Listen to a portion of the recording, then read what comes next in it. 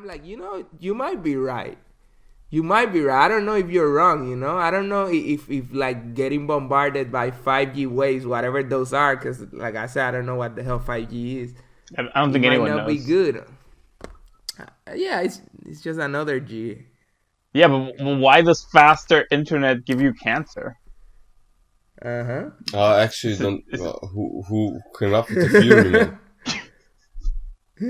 I feel like that's why I'm like so confused, because there seems to be like this I know. I conflict. have an answer.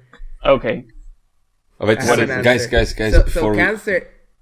Yeah. before we Go go ahead. further, how about welcome to Officially Casually episode 9?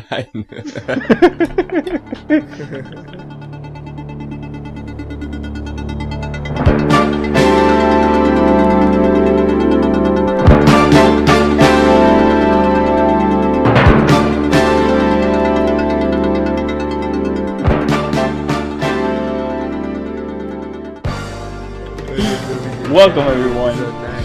Like This is how it always starts. It's super random. By the way, before we continue, man. So, just for the listeners also to listening, like I'm now like that they know like how what we try to do here with like connecting each other from 3 different sides of the planet. Like like I'm now in Austria, 6:30 in the morning. I just woke up, and like the first thing I'm doing is like talking with you guys. Where are you guys? Just like the people know. And also, you are Darko, just to get everyone's names out there. Yes. And then I'm Darko. Rafa, and I'm in Puerto Rico, and it is 12:30 midnight here. Oh my god. I love that. And I'm Edward, and I'm in China, and it's 12:42 p.m. in the afternoon right now. So this is how we're doing it right now. Yeah, I love so fast internet gives us also the ability to do this, to be able to connect with each other, even though we're like, it's actually fucking amazing, man. The internet is fucking amazing. Like, look how we can speak with each other, like we've been in the same room. Yeah. But we're like, like fucking miles away and different time zones, and it's actually fucking crazy when you think about that. A couple of years ago, that was not possible, man. It was not possible. Well, to even add on top of that, when on the job I had previously, we had some offices that were like pretty much like one wall with like a huge screen, or like a bunch of screens together making one big screen.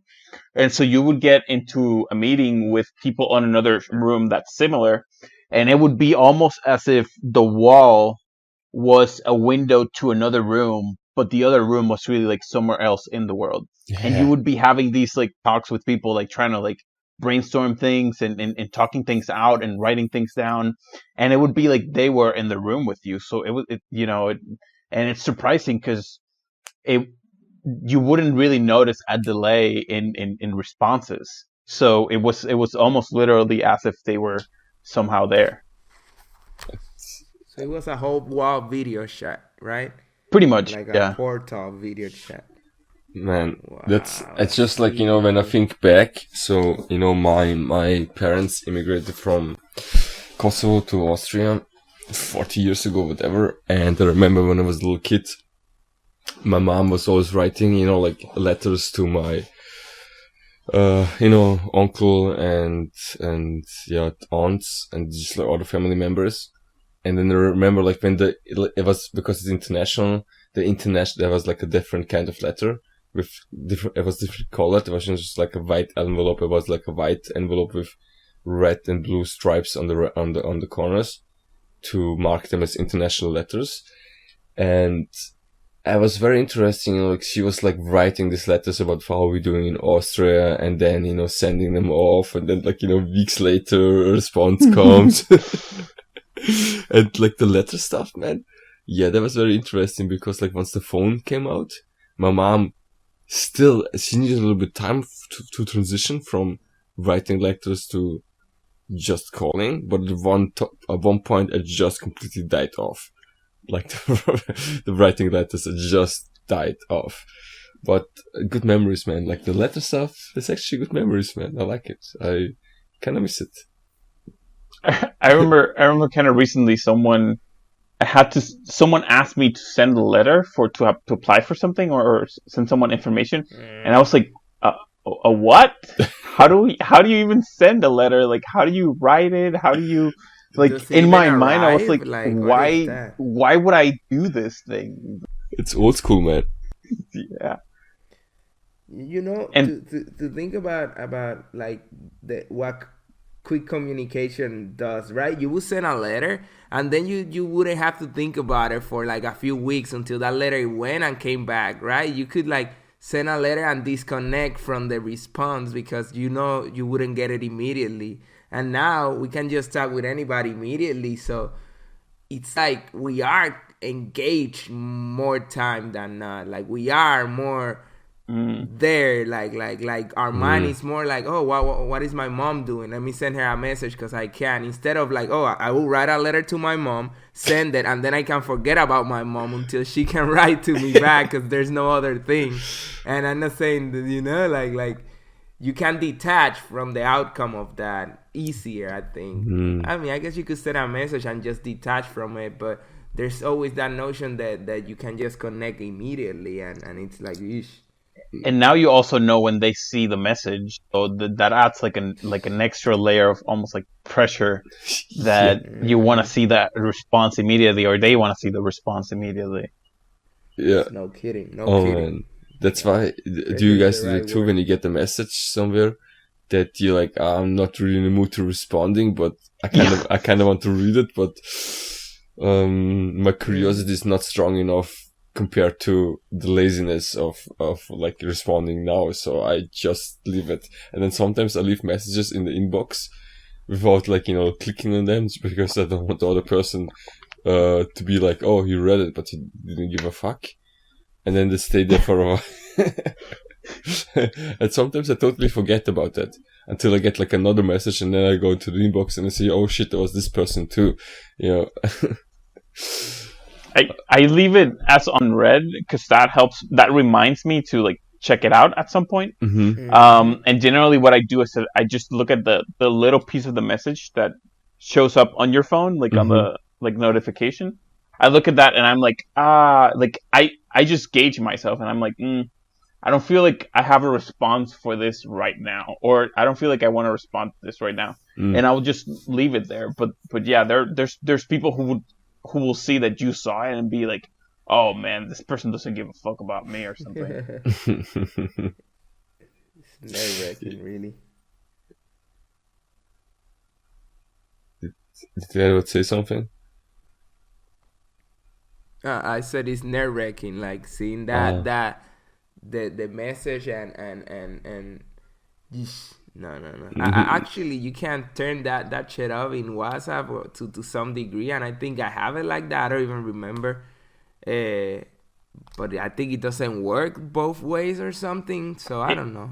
It's either all of or nothing. Like it's either you see when they see stuff and when you see stuff, and they see when you see stuff. And if you turn it off, you won't see when they check stuff, and they won't see when you check stuff. So yeah, and I don't think it works on group messages, but there's probably a really good reason for that. I don't know, man. I just know, like, the just a little notion to the letter thing, that nowadays when you get a letter, it's either advertisements or problems. Some shit you have to pay, you know. That's usually like, for nowadays, like going to the post thing, to the do you call it post box? Or how do you call the thing? Is it post office? No, I mean the thing that's attached to your building, to your house. Yeah, the mailbox. Mailbox. Okay, yeah, okay, not post box. Yeah, when you go to the mailbox and you look, like, I'm not, how to call it? I'm not excited going to the mailbox, because I know it's like usually pumped with like fucking advertisement, or again like some shit you have to pay. It's very rarely that you get a letter that's like good news. You know? Actually, if I get a letter, I usually assume it's bad news. Usually, maybe something from the government or tax people. Like Or a Exactly. bill. it's kind of Yeah. what I assume. It's tech stuff, yeah. And I It's find it so surprising because I, I feel like from when I was in Seattle, what I would get on the mail a bunch would be like promotions for like airlines and that kind of stuff. mhm. And I'd be like, "But you guys have my email. Why are you printing all this shit and then sending it over just so I trash it right on the spot? Like, why not just email me? Why not email me this information? Why like how are we sending letters still to this day for stuff like this, you know?" Man, Bad I people think have because like magical a touches. physical appearance grabs your attention more than digital experience. Because Mm. like the email you don't even open it, but a physical thing at least like maybe open it to see what's inside. Unless it's really marked as advertisement, then it definitely goes from the mailbox into the trash can directly, no delay. But those things, they wouldn't actually be a letter. They would be more like a flyer. So you would Ah, know Flyer. straight up that it was an ad. So yeah, that those yeah. it's Because fucking based. now that you say that, maybe that is a missed opportunity that they should just put it on a fucking envelope and then just surprise Mm-hmm. you. Hey, you thought this would be something important. It's an ad. Yeah, and then you like Um, I already open it, so like let me go for the step of like actually looking at it. You can get angry as fuck, cause that's what I would get. I was like, God damn it. And So every now and then I get like letters stuck to my door here, and I don't understand Chinese. So I'm like, oh, what's going on? Is this serious? What's going on? And it's like one day, and it has like exclamation marks, and I'm like, oh shit, like maybe I didn't pay or something. And then I see it's like, for one day only, we'll be selling vegetables at a special price right back to your house. I'm like, God damn it. Why you do this to me? I don't care about your vegetables, man. Well, maybe I do, but I don't put stuff on my door. man, fuck man, China was amazing, man. But hey, now that it's so interesting when changing locations and being in a different culture, and everybody that's like here, that stayed here, operates from their normal basis. So let's put it this way: they have like everybody has kind of like an operating system, and when you do things, you update it, right? You kind of change, especially when you go outside of your country and live for a while somewhere else. And I feel like I've updated my own operating system, and I put myself back in this old situation, and I see people running with the old system, and it's very interesting, man, for me, like looking at people and recognizing their basically it's like a software running over their head, like the how do you call it, a pattern, like they have a pattern, and it's really like an algorithm uh, running over the head, and like Yes. I know exactly what's gonna happen now. Like if I say this, they're gonna be against it. If I say this, they're gonna be for it. If I put this in the way, they're gonna be like maybe angry because of that, and etc. And it's very interesting to see these patterns in people, because like I went through them, but now that I opted my software, it's like easier to see them and recognize them in people. And for me, it's like, man, it's fucking amazing actually being back home and observing this and being like, I know this pattern, I know that pattern. And yes, okay, I can actually see how they operate now and how they're stuck in their little world. How to call it? Yeah, maybe little world is like fitting, I don't know. And that's like the most amazing part, is actually going back home and noticing that how much you change, that you like, that how much you changed actually, this disconnects you from this thing, from your old life. So, um, yeah, man, it's fascinating being back home again, man. Fascinating observing. I think I think that the notion that traveling, or the saying that traveling expands your mind, is one of those things that is 100% true, but you can't understand it until you do it, like a Mm-hmm. little bit, until you do it, and then you go like, oh yeah, it's obvious, because there's a lot of maxims that people throw around all the time, and maybe some of them are true, some of them are just popular, but like really, really, really traveling and like living somewhere else, especially like very different, really like, oh no, there's a shift that happens that can never be like unshifted, undone, I think, and I think that's kind of what you're alluding to, like, oh shoot, Mm. things are So different.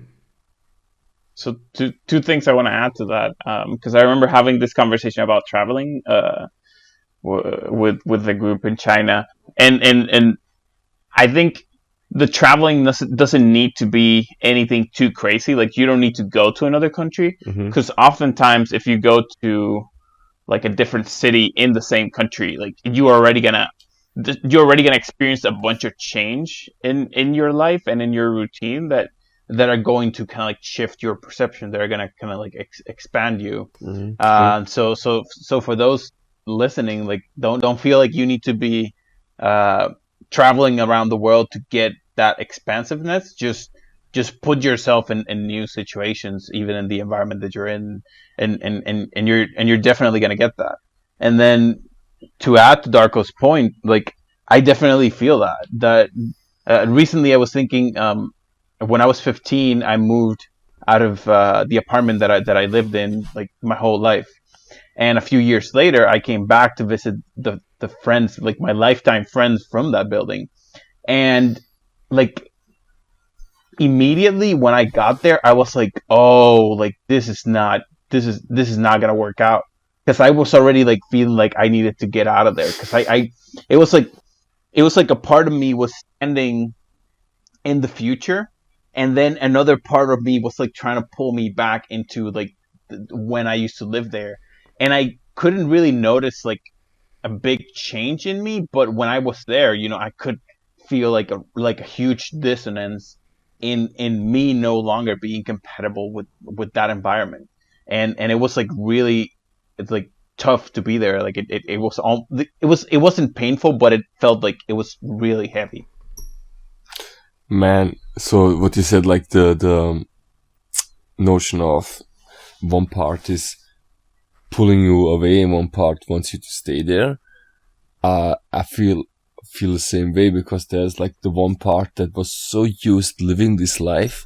It's like my old self.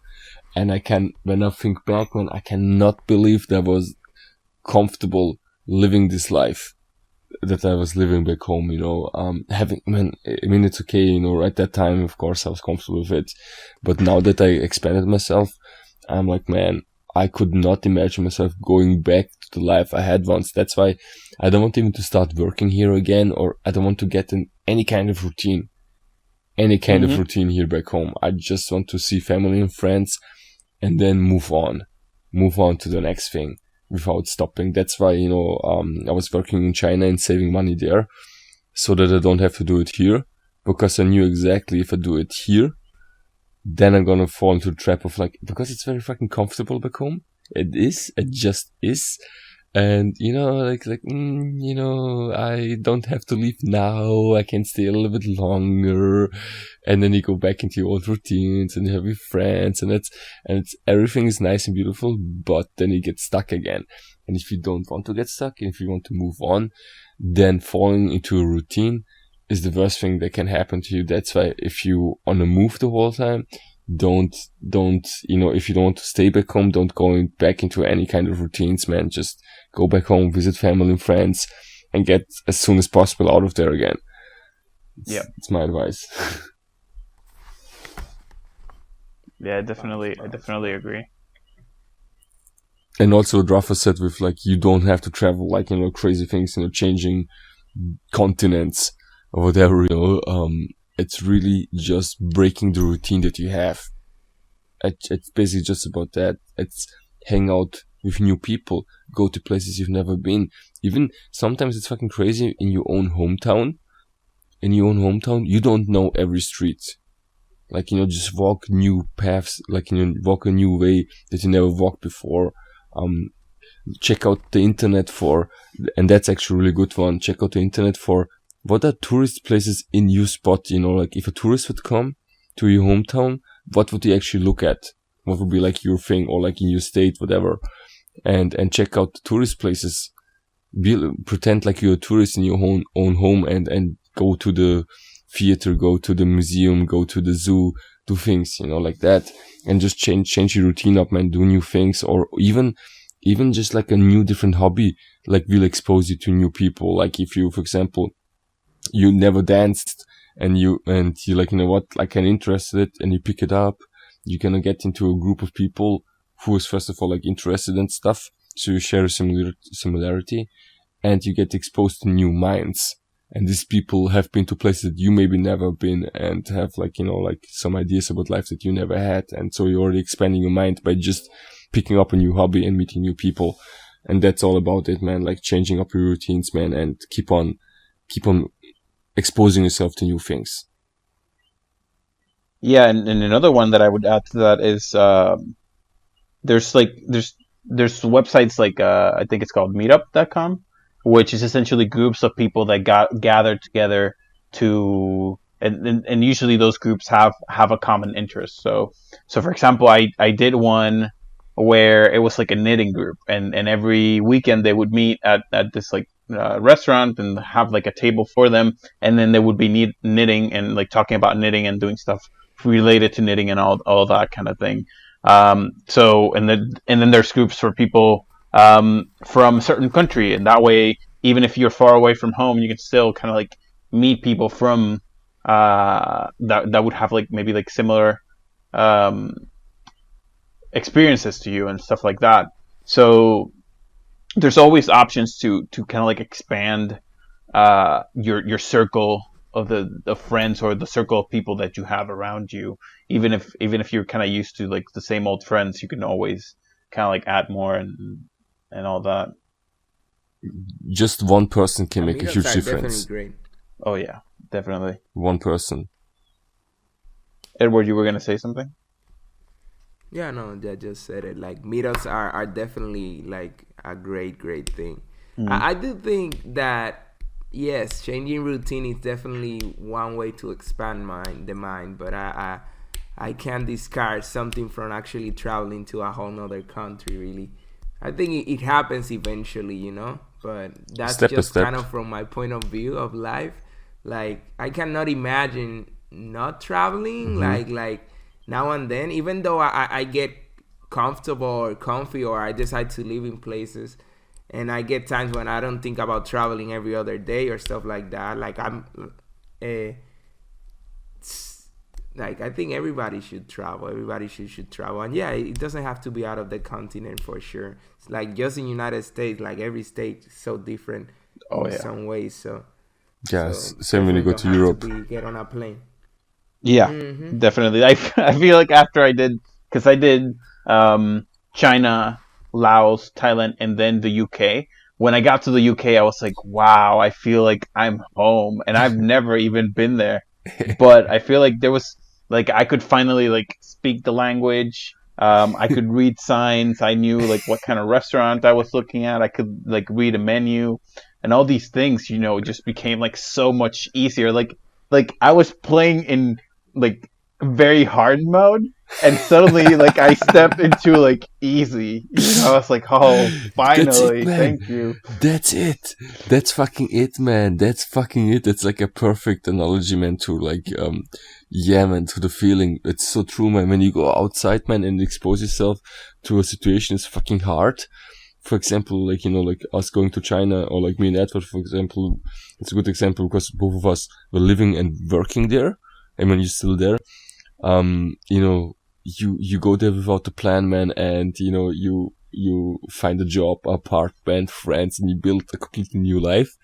And then you go back home, then it's really fucking like, you feel like, if I'm able to do that in China without any fucking clue, yeah, and then I go back home and feel like everything feels fucking easy. Like seriously, I don't feel like if I would walk into a company now and start working, or like apply for a job, I don't feel like I have to fill out the CV or resume or whatever. I feel like I just could talk with them, you know, and be like, you know, just like, you know, like, Hey, come on. yo, I'm gonna work here now, all right? That's my table. Get out of my desk. Get out of my desk, you. Man, I might sound arrogant, but like I really think I just could walk into a company and be like, hey, give me an appointment with the boss. I want to talk to him about the job, etc. You know, and just like, you know, like, and maybe he walks outside like, hey man, do you have a minute? You know, like, hey, I'm really, you know what I mean? I would just like be really proactive and go towards people and be like, you know, like, and fuck it, you know, if I don't get it, I'm going to try with the next one.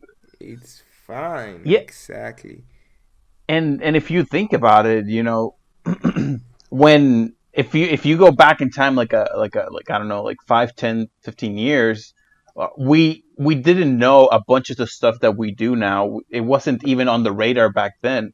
So it's kind of like this feeling that even if we were to for whatever reason like hit rock bottom and, you know, end up homeless or whatever rock bottom would mean for different people, we know that, you know, we started at pretty much knowing nothing, and we made it all the way here, so we can make it all the way here again. And oftentimes, you know, I'm having conversations with people because now that I'm back home, everyone's like, oh, when are you going to work in the States? And I'm like, fuck, this question again. And I'm like, I started telling people that I'm retired because it really fucks with their minds. I will tell and someone, it's an amazing one. I will keep that one. Because I was telling people, hey, I'm in vacation, and then people would be like, oh, it's a really long vacation. I'm like, fuck, you know, from now on, I'm retired, and make out of that whatever you want to make out of it. And so, you know, someone recently was like, but Rafa, like, you're gonna run out of savings, and what are you gonna do then? And I'm like, man, when that happens, I'll figure it out. You know, I didn't have savings when I was born, and then I made savings. And in a few years, you know, I can figure that shit out again.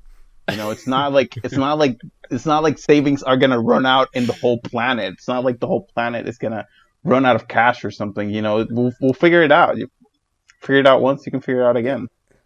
But yeah, and last time I told someone that, they looked at me like their eyes opened, and they were like, what were you doing that you were like retired so early? And I just continued eating. Like, I didn't answer the question. I just kind of like let it brew. So, yeah.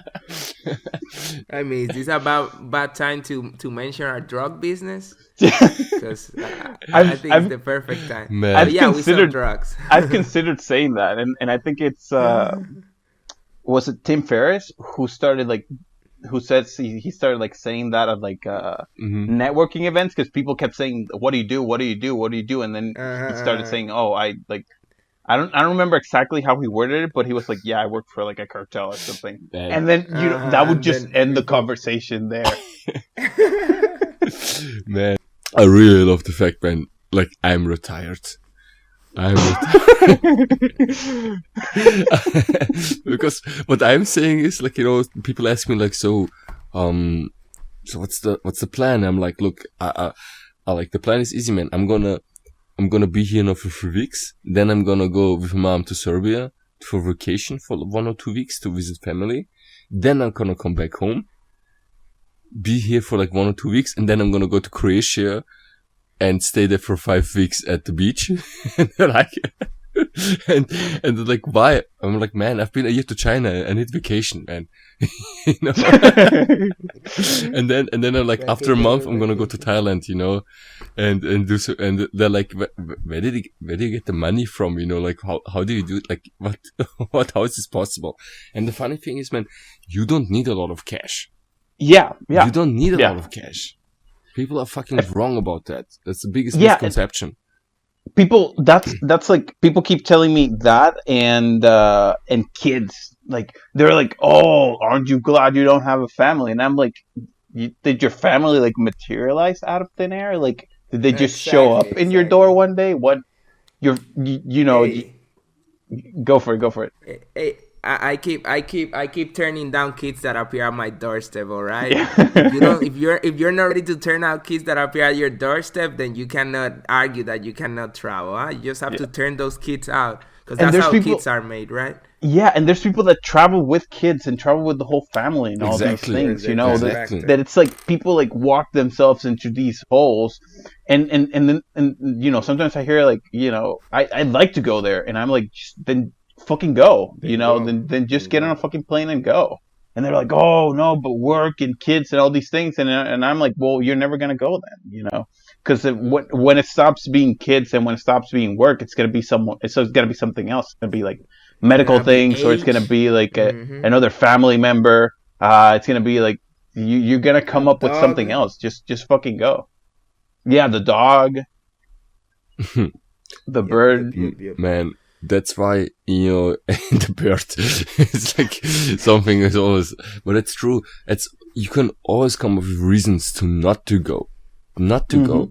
The one reason that keep me from, so there's like basically the notion of fear, right? So fear is keeping you from taking the step because you're afraid, oh, what's going to be about my, like you stepping into insecure, getting into a place you've never been. So like you feel insecure about that, you don't know how to behave, you don't know if the money is going to be enough, etc. All this I don't know things, right? Keep you from doing it.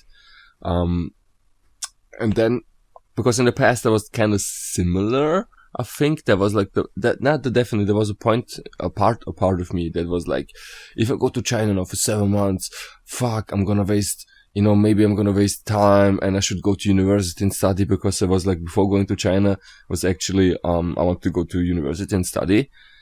And then I went to China, and I mean, there was this thing keeping me from, like, my brother was also, man, you're gonna lose a complete year of university when you go now the next 7 months, because until you can apply again, etc., all the shit. And that kind of was like in my head, like, fuck, maybe he's right, maybe I shouldn't do it, And then I was imagining myself being like 90 and sitting in the, into the, how do you call the chairs that go, Like the rocking chairs. yeah, the rocking chairs, right? I was imagining me being like super, super old, right? And sitting there in the veranda and at the balcony and rocking the chair and being like, looking back in my life and being like, asking myself the question, do I want to be 100 years old in the rocking chair and thinking back and be like, or like telling the story to a friend or whatever, nephew or grandchildren, be like, back in 2014, I almost went to China, but I didn't do it. But I didn't do it, Or do you want to be the person who's like, man, yeah, I've been to China, man, I've done this and this and this and this and this. Yeah, and Yeah. for me it was like, man, the fear of being the person who tells us, I've almost done it, I've almost been there, I've almost had the courage to do it. Like, I didn't want to be the almost man. That was keeping me. So that fear of my future regret, that fear was strong, and then the fear in the presence of what's gonna be with the finances, man. Because regret, man, finances, you can work for it again. You can make money again. Yeah. But regret, man, it's because something you've done and you cannot change it anymore. That's when fucking regret is. Another thing, you kind of mentioned that your brother was like, oh, you're gonna lose like a whole year of school, but isn't that like a really funny idea? Because school isn't going anywhere.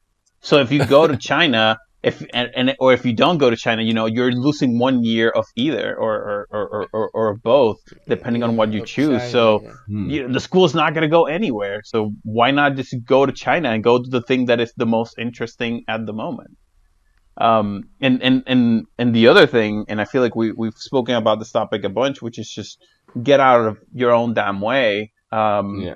I had this friend where when last time I went to Arizona, I stayed with a friend of mine, and so I sat down and talked to her the very first day I arrived, and she was telling me that she was tired. Of kind of like the situation she was in. She didn't want to do her old job anymore, but people kept kind of like calling her for essentially like kind of like gigs and that kind of stuff. And she was like, I wanna go kind of travel, and there's kind of like a few states that she mentioned that she would like to check out to move to them. And I was like, then go. Kind of like just go for it. And she, like, after talking about it for a while, she was like, you know what, I'm gonna do it. I'm gonna do it. And like 2 or 3 days later, she goes to lunch with. Oh, and so her biggest issue though was that her house, she didn't want to kind of like leave the house alone. Plus, she would have needed some funding, so preferably she would have been able to rent the house during her time, her couple of months on the road trip, checking out the other states and all that. 2 or 3 days later, she goes to lunch with a friend of hers from a really long time ago. They haven't seen each other in a while, and she just happens to mention that she wants to do that. And her friend is like, "Oh, I know someone who just came over to visit, and she wants to save for 3 months, and she can't find a place." And so the friend connects both of them. The lady comes over, and as soon as the lady walks into the house, she's like, "I'll take it. How do I pay you?" So in 3 days, a person just almost like materialized out of nowhere, rented her house for the 3 months, which is the time she wanted to be out, and now and during the time that she wanted to do her trip. So things just kind of like happened as soon as she essentially just said, I'm gonna do this thing, and things are gonna align for it, and things did align for it. So if you wanna go somewhere, if you wanna do something, just go for it, and things are gonna work out. And there's a big lesson in that, man. Talk about it. Talk about it, because if she wouldn't have said anything about it, then the other guy wouldn't have been like, oh, I know this person that it's a really perfect suit for your situation. He would have been maybe silent about it, and then you would have been like, oh, I don't know what to do now. This is really keeping me from doing it. You have to talk about things, man. Otherwise, people won't know how they can help you. Yeah, exactly. To add to that, to the traveling thing, right? To facilitate that process, something I do whenever I want to travel somewhere. I already like pack light. I don't have many things, but even if you're not going to leave your things, if you're just gonna visit somewhere, you're not gonna move, right? Just make your suitcase, get your suitcase ready, get things ready, make it easier for you physically and mentally to figure out, oh, this is something I can do. This is something that can happen. Like, there's not this unsurmountable list of problems to solve. Like, I have my things, and now I just need to buy a ticket. I just need to figure out a hotel sometimes, just figure it out. Like, one step at a time, like everything. One step at a time. That is a really good recommendation. What I've noticed also in the past, man, or what I've noticed still in the present, is when people say they cannot do things, I'm like, what is your opinion based? What kind of facts? And they're like, so what I've noticed is this: people lack also, not even, man, they don't lack the financial power or like the time, all the shit, man. They lack the fucking research. Just the fucking research of like, hey, how much is it gonna it's so expensive to go there. Is it though? Did you even check? Did you even check tickets? Did you even research? No. So then how do you know? Because I have to, but your assumptions, fuck your assumptions, man. You need fucking facts when it comes to things like that. Ask people, people like fucking research, man. And that's, I don't know why people jump to assumption, like, as we talked last time, when something happens, whatever, people usually jump to the most unplausible assumption first before they go down to the plausible ones. And the same thing applies for doing things in their own life, man. They jump to, I don't know, like to factless, assumptions and opinions, and base their opinions about something without facts, and and then they stick with it. And they're convinced they're right, even though they never saw factual numbers, So that's kind of like, people like research, man. I have a funny story about that. One of my it's not one of my reasons. I don't get a tattoo because I still haven't figured out what kind of tattoo I want to get. But I always think about, but I don't want to get it, and then if I get like more bulky or skinnier, it will look bad, you know. I always think about that. You know how many people I have seen that gotten their tattoo ruined by their bodies? You know how many? Zero. I've never seen this in my life. But and I don't even know if anybody ever told me this, but I'm sure that if I get a tattoo and I get a little bit bulky, it's gonna get ruined. Like, I'm sure of that. And then I have to think to myself, like, where do I get this information, you know? Like, it's weird. Like look at The Rock, you know, Dwayne Johnson. He's like super buff. I'm sure his body changes all the time because that's actors, you know. And I'm pretty sure his tattoos still look well, you know. Like every time I see him without a shirt, I think the tattoos look well. So come on, man. Like we create our own like realities, and we don't even fact check them, you know, when we need to, when we might want to. Sometimes we don't want to because it's better to believe our own stuff, but sometimes it stops us from doing things. I think in my case, I just have to figure out what I'm going to get eventually. And there's people whose speciality in tattoos is they remake whatever you have on. So I was watching this post on this guy who for free he remakes tattoos of people who used to be like on this like really racist groups in the States, and they get all these like tattoos with like Nazi symbols and all these kind of things, and then when they kind of like regret it, they can go to that guy and for free he will like remake that tattoo. So he will take what's already there and make something else, and the like finished product looks like you would never be able to tell what was there originally. Like he makes definitely like a lot of cool stuff. So there's options, you know. There's always options. No matter like how bad you fuck up, there's always options. Yeah, and this can apply to tattoos or traveling or most things, you know. That's kind of the point. Yeah, like things are never, unless you die, you know. Unless you die, things will never be so final as death. So and who knows what's on the other side, you know? Because who knows about death? Yeah, exactly. Because if it goes back to that joke we were having, that you know that we get to like plan this kind of like life out, and then we get to like play pranks on each other. You know, maybe that's the opportunity that maybe, you know, you bit the bullet, but now you're in a position to like fuck around with your friends again, and make funny things happen. The other thing I kind of wanted to add to the point that Darko was making is that, you know,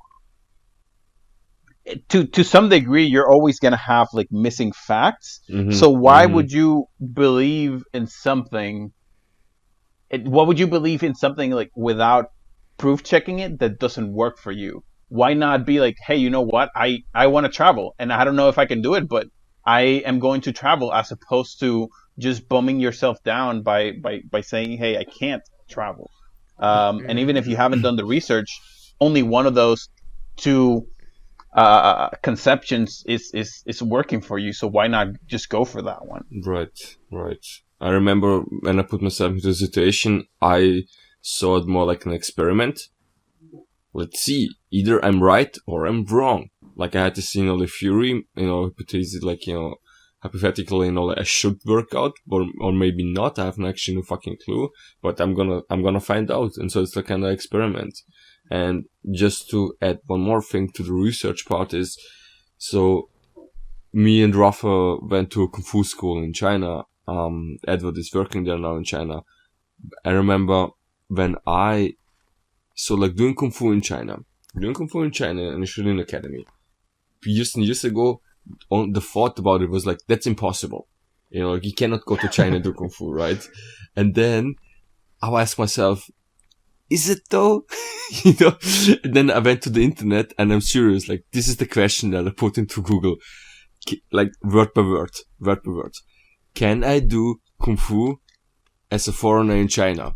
That was a sentence I put into Google, and the first thing that popped up was Kunio-shan, you know, Shorin Kung Fu Academy, and I was like, okay, that's it, you know, and signed up for it, and yeah. So like it's funny because I was really like pretending I'm super stupid and just asking this like huge question, you know, like word per word, you know, can I do kung fu as a foreigner in China? And the answer was fucking yes, you know. But it was before that were many years of like it's impossible. But I've never put this one sentence went into Google. If I would have done it sooner, Yeah. maybe I would have left sooner.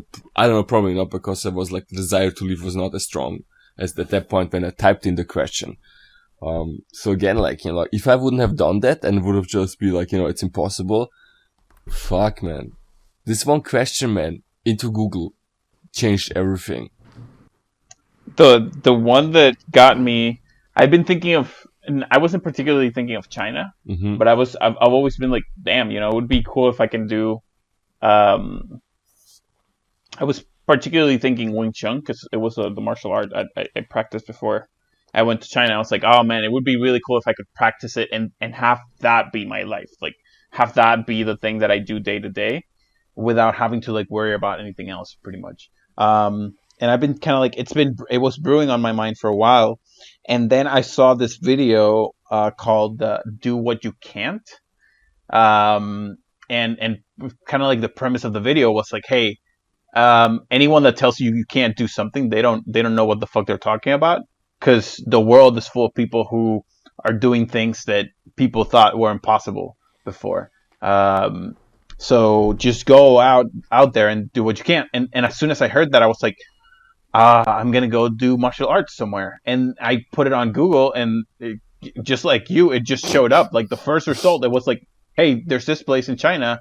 Here's the email. Just reach out to them. And 2 or 3 months later, I was in China. Fucking amazing, man. It's so ridiculous, man, how one thing can change everything, man. And I love that video. Do what you can't do, man. I never watched it, but you told me about it, and do what you can't do, man. And yeah, once you do what you can't do, man, you prove also to yourself that you can do things that you can't do. So your own self-credibility. And then it's the question, maybe I can do more things that I can't do. You know what I mean? And you go that direction. So that's just amazing, man. That's just fucking amazing. You can do much more than you think you can. You're capable of too much more than you think you are. Yeah, definitely. I'm just here impressed by the amazing social media managers Kunio-chan has, because shit, it always gets you first on the Google search. That's not easy, man. They that's don't even search update engine optimization right there. They don't even update that website, dude. That's like a really old website and everything. And yeah, it works out really well for them. It works out really, really well for them. Man, their SEO is fucking like up their charts. These motherfuckers. But there was something else I want to add, but I forgot. I was really actually not that unimportant. I have to pause for like you guys talk. I have to pause for a second. I have to think about what I wanted to say.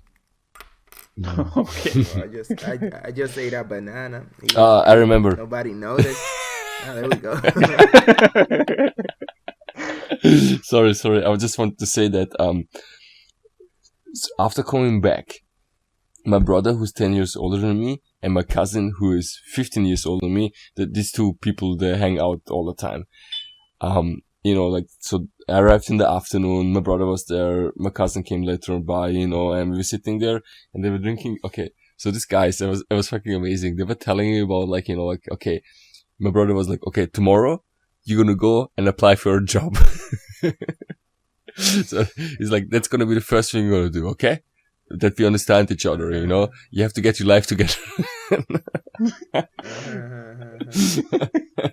And my cousin was like, man, I'm pretty sure, you know, one of my friends told me, man, if you want to apply in their company, they will take you immediately. And they were like talking about like me working and doing that shit, you know, because in the past I was working as a plastic engineer. I did it for like over 10 years, yeah. And I mean, I'm done. It was a nice career and I earned money and all the shit, but I'm done with that. It's like a past thing. I don't want to do that shit anymore. And I was interested to look at them and be like, you know, how they're like, now you can go back to your old life. You don't have to do these things anymore. And my cousin was like, you know, I understand you want to do something great, but you know, It's hard. And I'm like, yeah, I know. And they try to convince me to live my old life again, but they don't see like where I'm going. And it was very interesting watching them arguing for me, and just being like, but again, like seeing the pattern over their heads, the algorithm that's running there, and then just being more like an observer, because in the past it got more to me when they tried to argue with me to stay here and blah, blah, blah. But now it's more like I'm really more observing them, and I'm not saying a lot of things anymore, because after this conversation, you know, it was anyways like super funny, because they were sitting there drinking their beer and getting more and more drunk and telling me how to live my life, you know. And later on, I left the apartment, went out for a walk, and I thought about my brother and my cousin, and I'm like, how many people stop doing the things that they want to do because other people tell them that's not right, that's not, you're not gonna make it, you know, it's too hard. And my question was like, man, so my thing was like, never listen to other people, because what the fuck makes them an expert on your potentials? They don't know you. They don't know what you're capable of or what you can do. Nobody knows that. Only maybe not even you know that until you like went actually out and tested that. Nobody knows the potential of other person until that person actually went out and tested for themselves. That's the thing, man. Like, they're not an expert on like you. They don't know what kind of life you should live, man. Because the only life that's suited for you living, it's the one that's crafted by you. That's the only life, man, that's suited for you. Everything else, man, probably not gonna have a great time. That was the thing that I thought like was kind of not unimportant to say.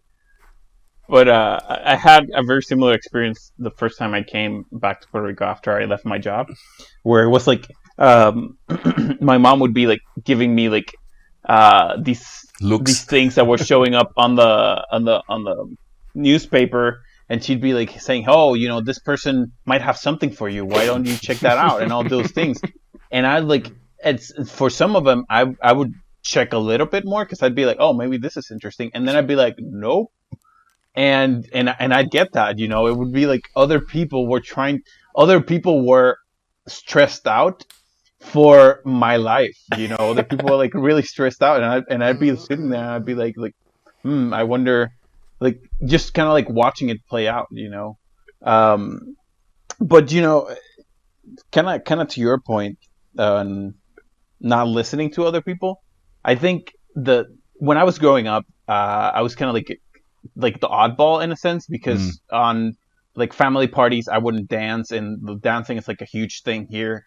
So whenever we made like a family gathering, I'd be like on my own, and people would be like, "No, Rafa, you need to like be dancing, and you need to like go out at nights and go to the clubs and all that kind of stuff, because that's how you meet women. Why would you be playing like games when you could be out there, you know, meeting women and doing all these things?" And then, you know, I'd sit there and I'd be like, "Yeah, but look at you guys. You know, you guys are married and you're fucking killing each other. You know, you don't like the situation you're on, but you're telling me that is the situation that I should be on. Like, what the fuck is going on here? What are you trying to tell me?" And what I feel like is that the problem when you listen to how people tell you to live your life is that if that does not go well, then suddenly it's their fault. It's not your fault because you weren't following your thing, you're following their thing. Mm-hmm. And as soon as you like blaming other people, you're powerless because you can't fix what other people do. You can only fix what you do. So might as well just go your own path. And if you fuck up, then you are under all your power to fix it. But if you're just following someone else's footsteps, when you get to the end of the road, then what the fuck do you do from there? How could you make a choice from there? Right. Yeah. That's a good point. I think everybody is just like recommending from their point of view of what success or being good is, right? If I say right now, I'm going to go and just walk around the earth and just live off the land or something like that, and if that's something that really makes me feel good, then that's kind of the best life I could be living, no matter what happens, right? But what does like my mom hears? She hears I'm going to be broke, homeless, Yeah. hungry sometimes. That's what she hears, and that's what they're trying to steer you against. But like Darko said, they don't know your. They are not experts on your capabilities. They're also not experts on what makes you happy. And what makes you happy might look very different to what makes them happy. So they're just trying to get you in the frame of what makes them happy, because it might be the same thing that makes them happy, but it just doesn't work like all of the time, or most of the time even, right? We like some people can't understand, like if you look at bodybuilders, they freaking eat the same thing, like they have to count every calorie, they have to do all these things. It's suffering, from a point of view of a lot of people. It's suffering. That's why we have a lot of flabby people walking around. But for them, it's what makes them happy. Well, for some of them, I imagine, it's what fills them. But from a point of view, it's torture. It's literally torture, and you're not eating like delicious foods all the time and whatever. So like what makes each person happy it's like. It's a world of difference, from person to person. So it's better just to give like best wishes and leave a hand open, and that's it. Because people got to figure out their shit on their own to a certain degree. Go your own way. Something I kind of like always come back to is I remember when I was a kid and I was watching, like I was getting closer to the time where I would have to like get a job or something, and I don't remember if it was like I was about to finish high school or was in college or whatever, and I remember kind of like having this realization of like, fuck, it seems like everyone is getting ready to live, but no one's living. That everyone's trying to like build this life or this savings to go do the things that they want to do, go do the things that really call them, but no one's actually living. Everyone's like just getting ready for that one moment in the future where maybe they can go do the things they want to do. And I always go back to that because I'm like, I cannot fall into that trap, because how do you even get out of that? How do you even convince yourself that you're in that kind of like hamster wheel? Fuck, I don't know how I would go back to that moment. Like, yeah, I think it's fast not possible anymore because we broke it already. Yeah. But when you're in it, it's fucking, because you run and run and run and run in the hamster wheel. And at one point, like us, we realized, wait a second, if I run in it the whole time, I'm not getting anywhere. How about I step outside? Yeah? I just step outside and put the same effort that I put in the hamster wheel just outside of it. And then things like, oh, guess what? When I put effort into a situation, it can actually improve. The only way, Edward was saying that his mom, like our mom's saying, but they see is like, we're gonna end up broke and hungry and, homeless. And it's like, it might happen if we don't do anything and don't put any effort into it. Mm-hmm. But as long as we keep on doing and doing and going and going, we're gonna get somewhere. And even when you end up broke, man, it's not the end of days. You just find, if it's, man, the only thing you have to do is go back to home and work again and find a bullshit job, but that's super easy to do. But living your life, man, that's the hard thing to do. Like living it really, really good. Or you can just be broke, because they're what I've come to grips more and more is this notion that money is good just to have. Like this That's idea nice. of having money is just good by itself. Like, no, money is just a means to an end. So you can be broke your entire life, but if you're doing all the things you want to do, like, are you really broke? Like, what does it matter?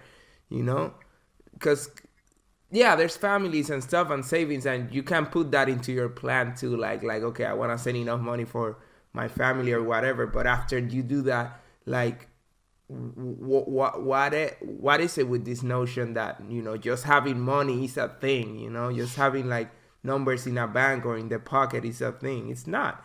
It's like you just have to do the things that you want to do. I mean, and if that requires money, then you can find that money. It's part of it. But if it doesn't require money, then there's no reason for you to be thinking. And I say this because for me, it's like a big blockage I always had in my mind. Like, I could do this, but maybe I'm not making money. Money for what if I'm already doing what I want to do, you know? Good point. If I need to travel, then that money will appear. I will make it appear, you know? Like, if I need it. Man. If not, maybe I just stow away in some cargo boat or something. Edward, just what you just said, man, was like, it's so fucking true. So, like, my thing was, when I traveled, you know, like, I remember, like, in the second time I went to China, like, after a couple of months, I went to South Korea. And I was sitting there in a coffee shop and, you know, like I was writing because I wrote a lot of things in the past, but I never posted them. But my dream in the past was always like traveling the world and sitting somewhere in a coffee shop and writing, you know? And I always like to do that. And, you know, I was sitting there and writing and, you know, and I was dreaming of the life, you know, like basically I was dreaming like one day I'm gonna do that. And then I realized, fuck, man. You're doing it. Yeah. You're fucking doing it, man. And I was so convinced before I can do that, I need a lot of money. And so for me, my head was like logically, okay, I don't have a lot of money, so I cannot do it. So I did not realize that I actually, skipped the step of money or like doing the other steps, you know, and just basically directly to jumped into the things that I wanted to do. And by doing it, I was like, fuck, that realization, man. That afternoon in the coffee shop and being in South Korea and being like writing my own shit, I'm like, oh man, I've done it, you know, I've done it, I'm doing it. And now this life that we're living, it's a lifestyle. It's not anymore like, you know, the vacation. It's my fucking life. It's my fucking life, man. And it started with small steps, man. And we're retired now. We're retired, man. We're retired. Welcome to Officially Casually, where three retired dudes from different places in the world talk about stuff. Fucking amazing, man. There was one thing I wanted to add also, like to the other people's opinions. When I look at my brother, my cousin again, you know, or my parents or whatever, whoever, the best part is like they have the best intentions for you. Mm-hmm. They have the best. That's the thing, you know. That's why I'm not angry with them, because I know they're like operating from a place of love, and they want me to be. They don't want me to see fail. They want me to fail in life, right? But by arguing that their way is correct, what they're doing on is not just passing on the love, they're also passing on the limitations, the personal limitations onto you, because they for somehow are convinced that they cannot do it. Therefore, you also not going to be able to do it. Yeah. So like that's one thing. I was about to say just that oftentimes those kind of like chats with family is not really about you. It's about them. It's about them having aspirations maybe similar to you or just as grand as yours. But at some point they convinced themselves that it wasn't gonna work for them. So they're almost like they're almost like reflecting, you're being almost like a mirror to them. You're showing them that it is possible, and then they're still kind of like there's a part of them that's still kind of fighting it. So yeah, I definitely feel that from my experience as well. Man, that was my dad. My dad retired a couple of years ago.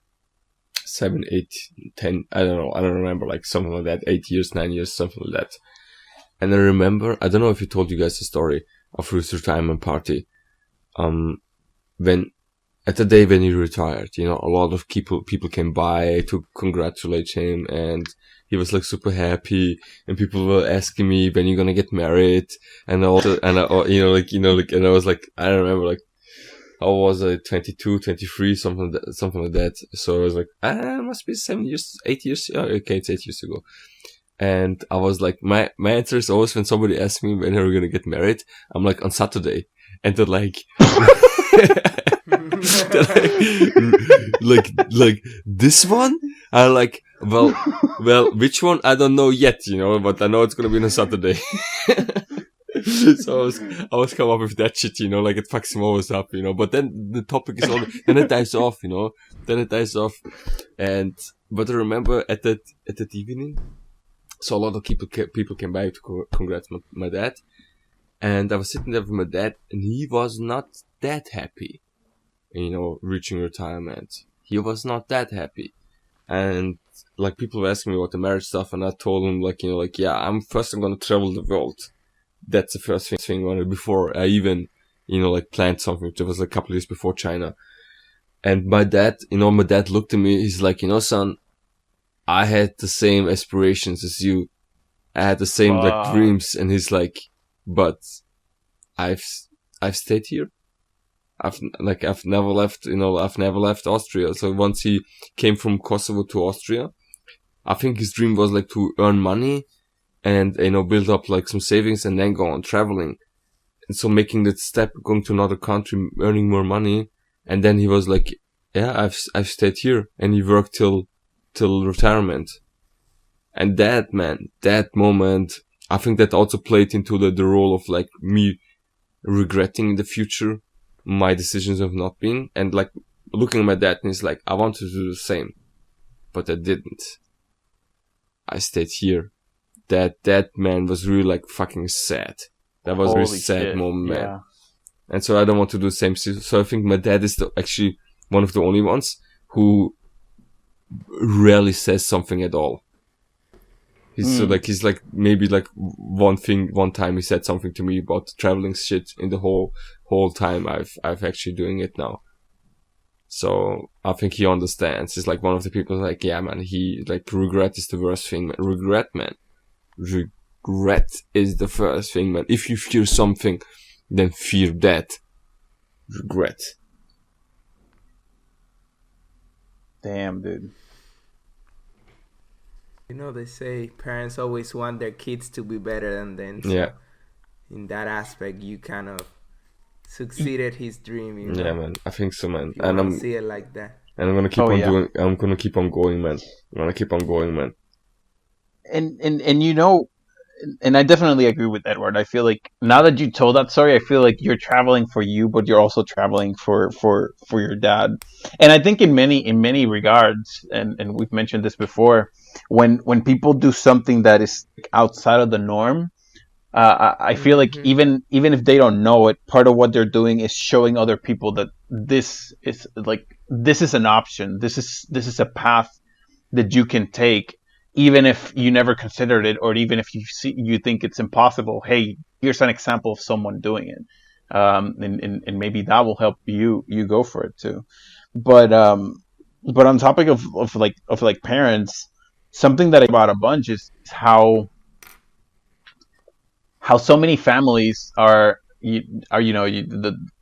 both parents or just one of the parents just working the hell out of their own lives just so they can like provide like a future for their kids in which they don't have to do that, in which they don't have to like work who knows how many hours a week.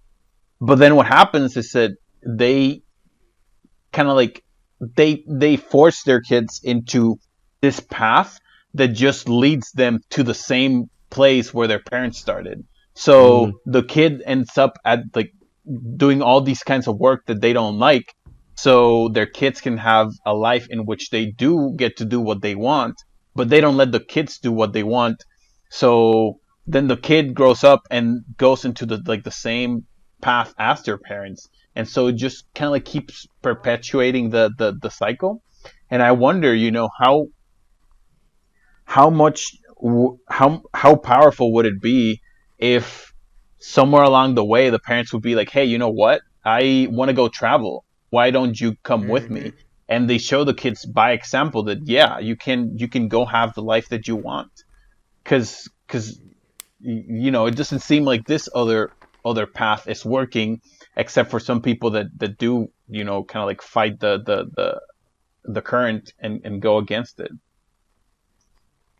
There's a lot of that. I think there's a lot of like a lot of the, you can read this in Rich Dad Poor Dad, but like he had his hardworking dad that wanted the best for him, but he also had this other dad, quote unquote dad, right? That he took as a role model, and that's how he actually learned a lot of what allowed him to get out of the rat race, how he called it. Robert Kiyosaki. Yeah, Robert Kiyosaki. Yes. So you need those models, because like a model, it's more important than many things, like you said, seeing someone that could do it, it might be like life changing, Mm-hmm. knowing, because it's like self revealing of like, oh, then I can do it too. And that's sometimes what we need more than whatever, like financial support or something like Yeah. that. And So also for the listeners, just so you know, like none of us are fucking rich. We don't have like millions of on our fucking bank accounts, man. But the thing is this: what you're doing with the money is more important than how much you have. That's just one, because you talked about rich dad poor dad, and it's just about the just for the people listening, read rich dad poor rich dad poor dad. So you Rich poor dad uncle. Rich dad, poor dad, crazy uncle, good cookie mama. Yeah, I just wanted to say read that book. I'm gonna provide the link into the and then the episode notes, and my language is going a little bit away, I think, since I'm back in Austria. Anyways, you need to learn. Money is not that important as you think it is. At the same time, you need to understand, like, you have to be more conscious about it, because money is a fantastic facilitator, but you need to know how to handle it. It's a resource. You need to know how to handle it. The same with time and other things you have to disposal. If you don't know how to handle it, it's always going to slip away. So most people are not able to travel because they don't have the finances in control. For example, they spend money on fucking useless shit, man. So when I look at my friends and people, like, the reason I can travel and afford, like, it's actually super simple math, man. They have cars and shit and other stuff that they pay off each month, right? And they have to pay off, like, I like say $700, $800 in that direction, and then I have to pay like rent here and etc. Now, let's say they spend like $1,600 a month. Okay, that means they need at least to earn each month $1,600 to come to equivalent, to be like zero. Yep. Just for that. Okay. Now, if you remove the expenses completely, the ones that you don't need, and suddenly you realize the 1,600 is actually shit you don't need, and you only need like 200. So, like, let's say in total you spend like 1,800, something like that, a month, and the 200 are like for food, and maybe sometimes like a t-shirt and new clothes or whatever. And you remove like everything that's unnecessary, the 1,600, then you end up with expenses of like $200 a month. And that's way more easier to handle than the 1,800. Now, Here's the thing. If you remove the expenses, you suddenly don't need the income anymore of $2,000. You just need the income of like maybe $400. That means you can work a job that's less hours, and then with that notion, you can basically go into a foreign country and work there for a couple hours on the site or whatever and have their income. So here's the thing. If you don't have bullshit expenses, you don't need a bullshit job, because they how to call it? They equivalent each other out. They make themselves to zero basically. So Yeah. That's the difference, man. I don't buy shit anymore. That's why I don't need a shitty job anymore. That's the difference. And the three of us, we don't own a house, we don't own a car, and I remember I took like a little finance course a year ago, and they mentioned that the three biggest expenses are housing, transportation, and recurring fees. So stuff like your phone and subscriptions, stuff like Netflix and all that. Those are your biggest expenses.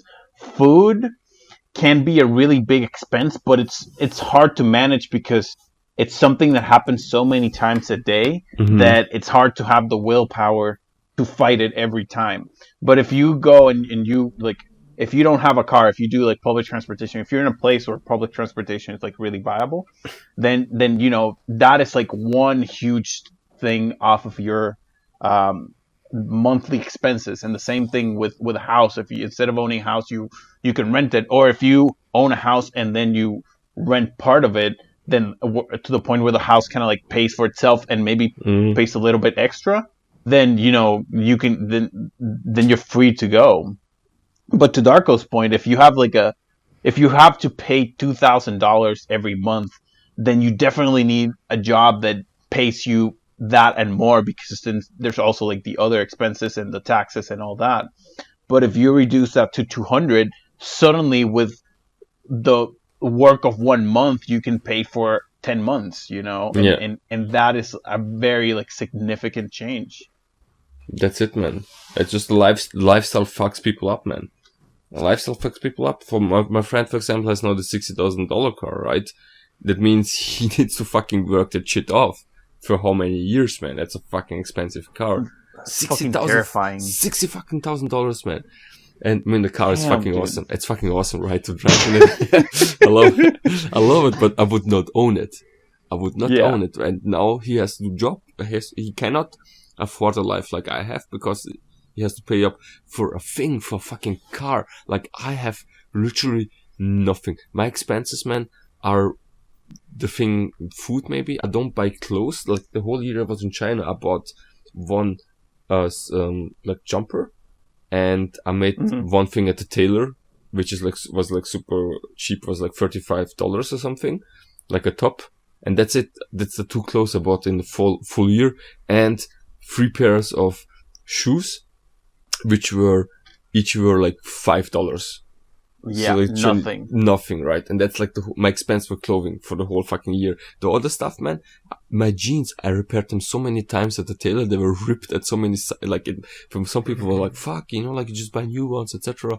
But no, man, if you buy new ones, you already take money out of your savings for like traveling or like food. So you have to minimalize, the expenses, man, and then you're gonna be able to do the shit, man. You don't need so many pairs of jeans. You don't need 1,000 t-shirts. I have no contracts, man. The only thing I have is the internet and insurance a little bit on the side. That's it. That's my 2 contracts. That's the only fixed expenses I have, and that's like it's $90. Like translate, it's $90 a month. That's my fucking expenses, man. Which I have each month, $90, and 50 of the dollars are like savings that I keep on the side for myself, that I can touch in a couple. So I'm also saving. I'm not just spending all the money I have. I'm saving a little bit from the money I have and put it into a different pot, which I can access in 2 or 3 years. So that's also like one part, you have to save also money. But that's basically it, man. I have no expenses, man. I don't buy shit, and that's it. Yeah, that's the quick and dirty way if you want to travel. Yeah, I wanted to add one more thing that for traveling, right? And there's nothing wrong with like liking some clothes or stuff. Like some people are really into clothes. And that's something that but everything applies the same way. So maybe you would like to buy a lot of clothes for whatever reason and you can't. Maybe you're spending money on other shits, and then you can just shift your money that way if you want to be just like a fashionista or something like that, or buy a car or whatever, right?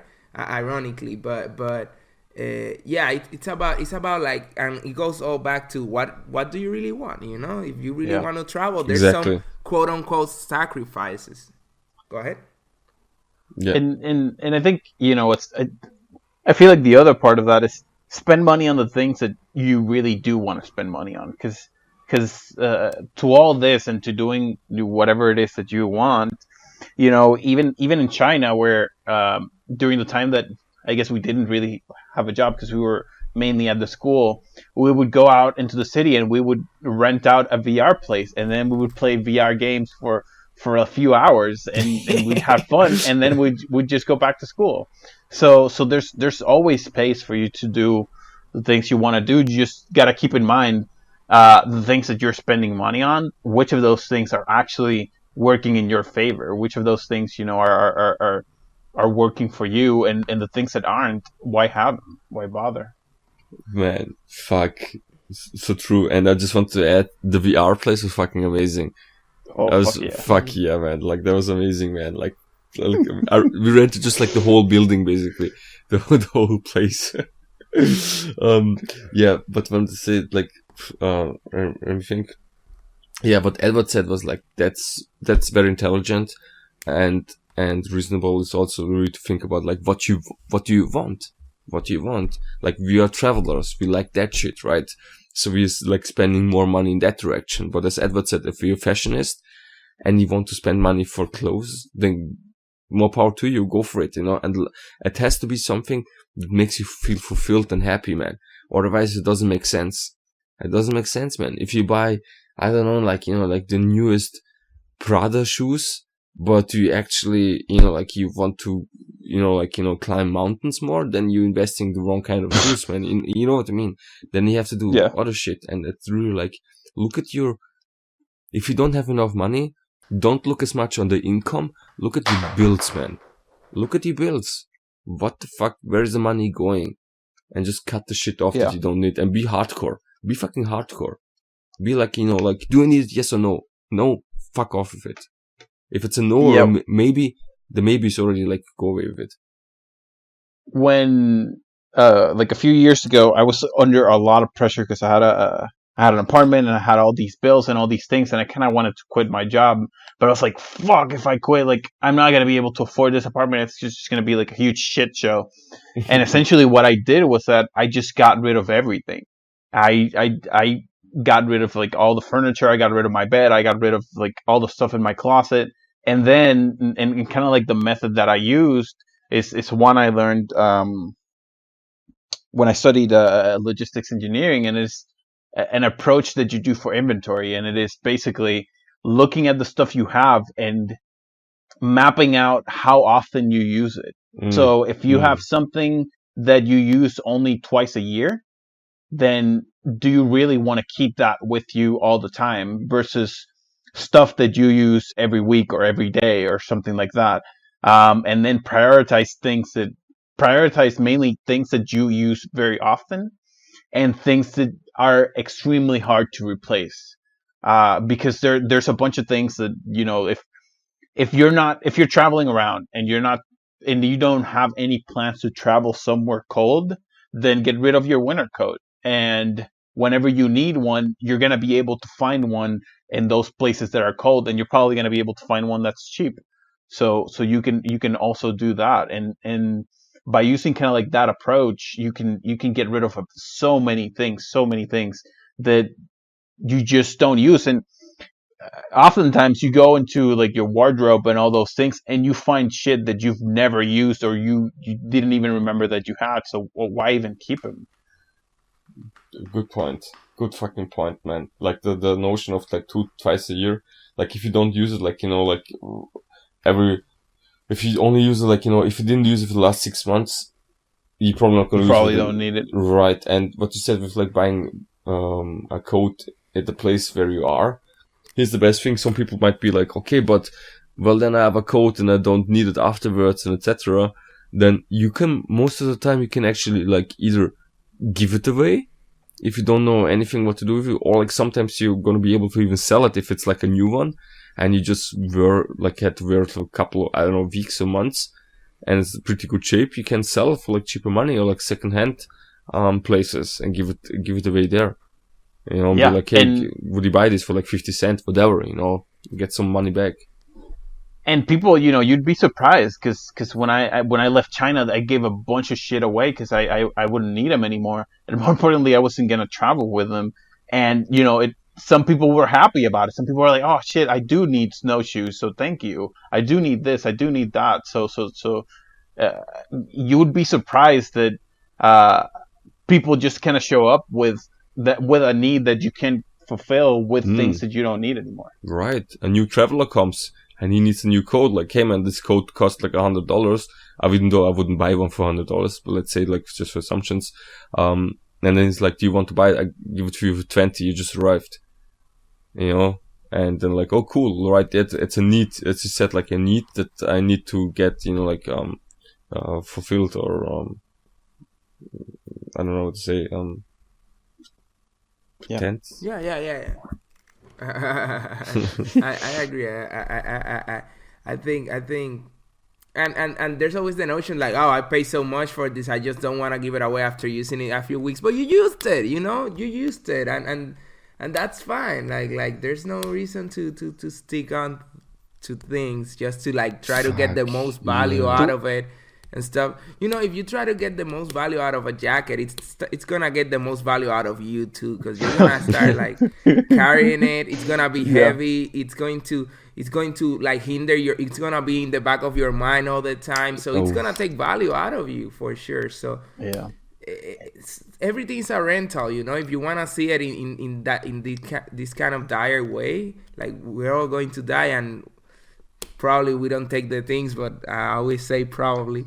So like everything's a rental in that sense. So Yeah, just buy one. and it also comes down to like how you look at it. Because if you stick to, oh man, I paid $100 for this, I need to use it for at least like this amount of time or something, so I'm gonna carry it around in the desert because I might need it at some point. Fuck. I feel like like Edward's saying, the jacket's gonna get the work out of you, versus if you think about it and you're like, I'm leaving Alaska, so I'm not gonna need this jacket anymore. I think I got the value out of it because I did not die out of fucking cold. So Hypothermia? done. I overpaid for it, but I didn't fucking die. So done. You can just give it away for $20, or just plain out give it away, or leave it somewhere where someone's gonna find it, Right. that they're gonna need it. Oh. Done. Yeah, I would just give like a suggestion for people who are listening. If you do this, do 3 piles. Look at your things that they have at home and do 3 piles. One is, yes, I definitely need it. Then one is, no, I definitely don't need it. And one is, maybe. Maybe yes, maybe no. And after you finish the 3 piles, you throw away the no and the maybe. And they keep only the yes. Yeah. Because when you look at the maybe is going to be the highest pile. That's going to be the highest pile. That's going to be the pile of like, I didn't use it in the last 6 months, Because the yes, it's going to be like definitive. The no, it's going to be definitive. But like the maybe, man, it's a fucking maybes. The ones that you're unsure about. Because when I look at my notebooks, I have like 15,000 notebooks back home. And like, maybe I'm going to need them like in 2045. And it's like, and then like, I feel like, fuck, man, I have to throw it away. And now I look at shit, man. Now really like a motivated man to throw things away. Like I'm gonna do that action now. Like after we stop talking, man, I'm gonna fucking throw things away, man. I'm gonna take a picture of the things I throw away. The one thing I would add to that really helped me is kind of like set a space for if you're trying to get rid of everything and just have like a backpack and a luggage, which is what was my goal, like to be able to get all of my things in 2 bags essentially, is having that goal like in front right at the start, because that's also going to help you make the decisions of things that are absolutely going to go into the no pile, because you cannot carry your bed around, for example, and then also what that's going to do is that if you end up with a pile of yes things that is still too much, it's going to help you then go through that yes list and go through the process again of what are the maybes in this, because you know what, I really do like these two hoodies, but I only need one of them, so I can just get rid of the other one. And even if you don't meet the goal the first time, just kind of keep it in mind, and things you're gonna figure out things that you can get rid of, or you're gonna find new things that are gonna take the spot of so many other things that it's just gonna like offload a bunch of stuff. Yeah, but and don't fall into the trap of like when you get rid of things and you have space at home, because we talked about it in other episodes, to fill the space up again. Don't do that. Don't fall in that trap. You got rid of the shit, man. Don't buy new shit. Be conscious. Do you really need it, or would it be just nice to have? Make a differentiation there. Understand yourself. Understand your situation and where you're going. Be conscious. Yeah, definitely. Like when I buy something that's like clothes, the way I look at it now, because now I'm like pretty much at the goal that I had of things that I have or things that I carry with me is Mm-hmm. that I know that if I buy a new hoodie, then that means that something else needs to go. Okay. And that also helps make the decision of, do I really actually want to buy this thing? Is it better than what I already have, or is it more interesting than what I already have and have to carry? And I feel like that said, the flip side though is that sometimes people give you gifts that are really nice, or it's really kind of them, but it's like, fuck, now I need to carry this thing. So I feel like that's maybe like the one maybe like bad point to all this, that every so often I do get something really nice from someone and I'm like, oh shit. Yeah, I got it. More stuff to carry. Edward, do you want to add something? I think we should also like get to the end, because I just looked at we were talking like over 1.5 hours, man, which did fly by super fast. No, I think that's it. I don't have anything else to say. Actually, I don't even have a catchy catchphrase at the end. So that's going to be my catchy catchphrase. Catchy catchphrase. Woo! Catchy catchphrase. Catch you later. Catchy catchphrase. Okay. Well, tell your uncle. Tell your rich and and your poor dad to subscribe. I seriously, I wanted to say the same thing. I wanted to say. Subscribe. Yeah, subscribe. Okay, guys. Love you. See you next week. Thank you. Wherever. Seems there's nothing left to find. We're all feeling so advanced, growing smaller day by day, and all is silent.